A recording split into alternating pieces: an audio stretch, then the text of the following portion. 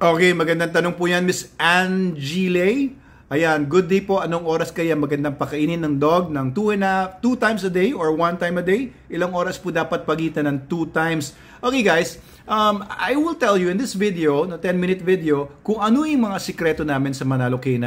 Okay, I'm a veterinary medicine graduate and licensed po ako. Simula po lang nung estudyante pa lang ako sa UP Los Baños, I started breeding dogs. Rottweilers, Labradors, Basset Hounds, etc. And then, 1996 until now, 2023, yan na po talaga yung naging ng buhay ko. I've been a breeder, a dog show enthusiast. I also went into K9 services.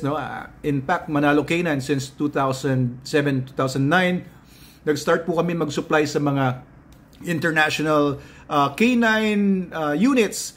Sa Afghanistan, meron kaming client doon na Vigilant K9 Securities International, na kliyente naman nila ang NATO, ISAF, mga embassies sa Afghanistan. So, malaki po yung yung operations nila, pati yung power plant sa Kabul, sa Kabul International Airport. So, our dogs were sent there. Hundreds of dogs na send namin para mag-guard dun sa mga facilities na yan. So these are international level facilities na pinag-supplyan natin ng mga aso, pati mga handlers from the Philippines.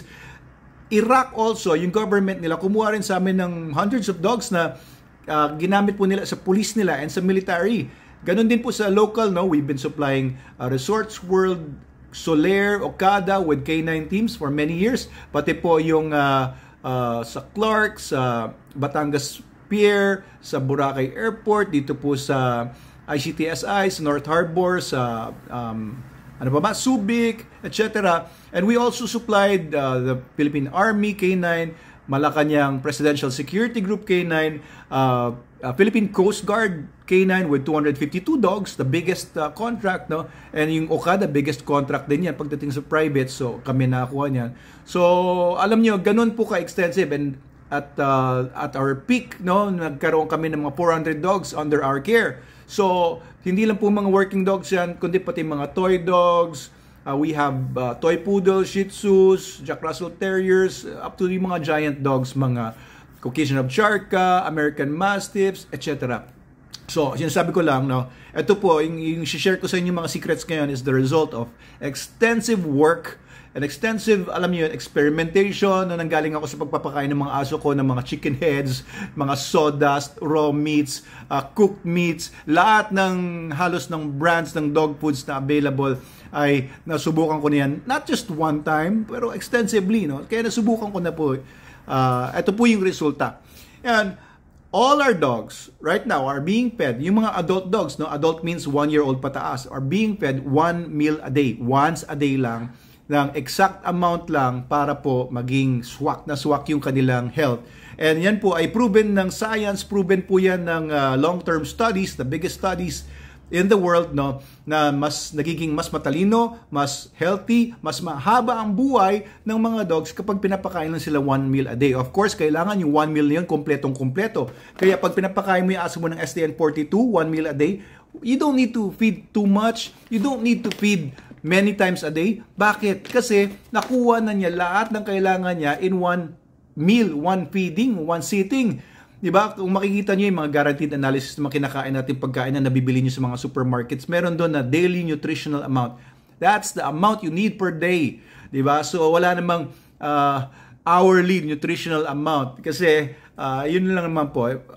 Ako po mismo, personally, I'm 49 years old. I started eating 1 meal a day lang when I was 46 years old in 2019 dahil nagka-gout na ako at overweight ako noon. 106 kilograms ako noon. Nababa ko in just 2 months yung weight ko from 106 kilograms naging 83 kilograms. And from a size 42 na mahigpit pa yun, umabot ako ng 44 na waist, bumaba ako to a size 34 waist. Ngayon, nasa mga 36 ulit ako. Medyo tumataas ulit yung timbang ko. Pero 1 meal a day, minsan kasi napapasobra tayo ng pagkain, di ba?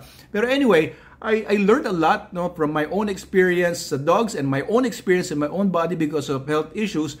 Nawala lahat ng health issues ko nung tama na yung nutrition. Ganon din nakita ko sa mga dogs namin. Wala nang nagkakasakit sa mga detachments namin. halos, no, birang-bira na lang yung magkakasakit na ipo-pull out, babalik sa site dahil may sakit na yung dog na nag-work doon sa Okada. Nawala po yung mga ganung mga issues. Dati, pag uwi, puro galis, ang payat na ng aso. Pero when we shifted to SDN, sobrang minimized. Pati yung mga binibreed po namin, we've been breeding a lot of dogs, no? Kasi ang dami nga namin sinusupply ng mga dogs, no? Hundreds of dogs abroad and hundreds of dogs din dito sa mga local supply namin, ang mga clients namin. So, lahat ng mga dogs na yan ay binibreed namin, or minsan kailangan na namin bumili sa labas dahil nakukulangan na talaga kami. Hindi naman namin mapiga yung mga aso namin para mag-breed sila ng mag-breed.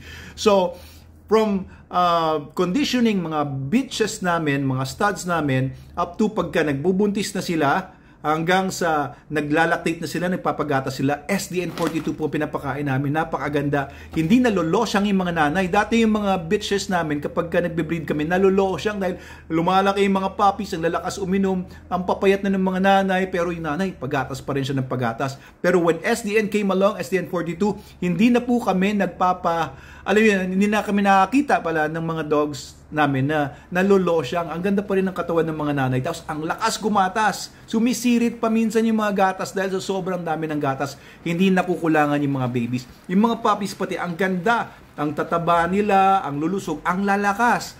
Tapos, dati, bago pa yung SDN42, merong mga problems kami, mga aso na bisaklat yung mga paa, mahina yung pasterns, nagpipiki yung mga paa, weak yung mga skeletal systems nila. Ay, nawala po yan nung nagsimula kami na mag-SDN42.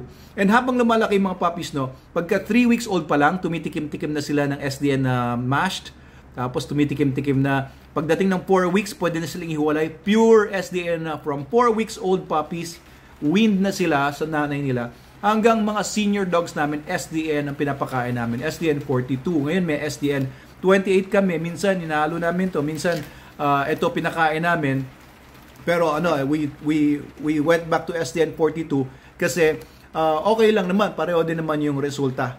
And dito po kasi sa SDN28, no, nagdagdag lang tayo ng fillers dito para maging mura siya per kilograms, pero para sa mga personal dogs namin, I don't find it necessary naman na palabnawin pa dahil hindi naman kami concerned doon sa price per kilo. Concerned kami doon sa price na consumption per day. Kasi we spend about 1 million pesos per month sa dog food. Alam niyo ba yun, sa dami ng dogs namin. Kaya dito, nakamura na kami, tapos mas healthy pa yung mga dogs namin. What time do we feed our dogs? Kasi nga, yung mga kennel attendants namin, they work from 8 to 5.